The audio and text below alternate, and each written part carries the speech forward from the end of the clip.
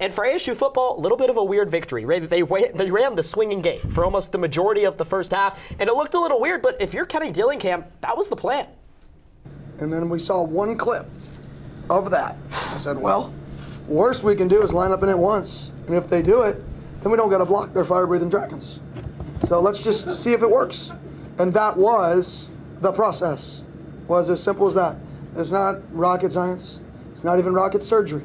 Okay, right? Hear me out for a second.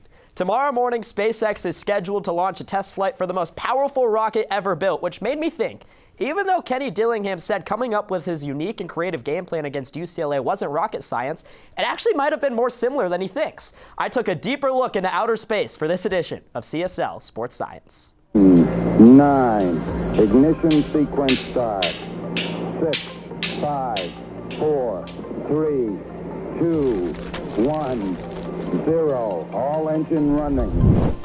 First, let's make this make just a little bit of sense by checking in with Minnesota Vikings quarterback Josh Dobbs, who's been dubbed the Pastronaut thanks to his aerospace engineering degree he got at the University of Tennessee. Dobbs said football and rocket science are alike because both deal with the problem-solving and critical thinking skills to help solve the problems that teams are faced with. Dillingham knew the UCLA defensive line would cause problems for the ASU offense in Trenton Bourget, who got banged up against Utah. So what did he do? He took them out of the equation and created something unconventional. Just like the time Apollo 13 astronauts had to use duct tape to make sure they had enough air to survive. It was weird, but it got the job done. Arizona State put 3 players under center against UCLA, and all of them had to know the mission plan in order to score touchdowns. Main gear touchdown. Pilot Jim Dutton now deploying the drag chute.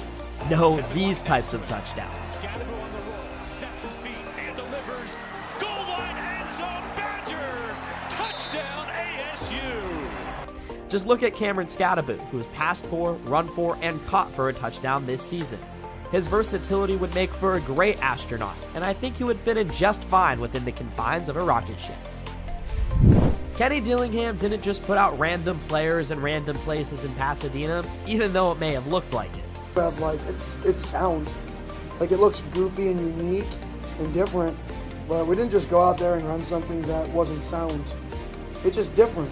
Just like any key spaceflight, Kenny's plan was well tested and, as he said, was sound. He didn't just make some rocket like you do in your backyard.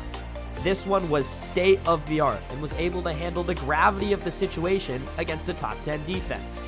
Kenny didn't activate his launch abort system, and maybe he's just a little bit more of a rocket man than he may think.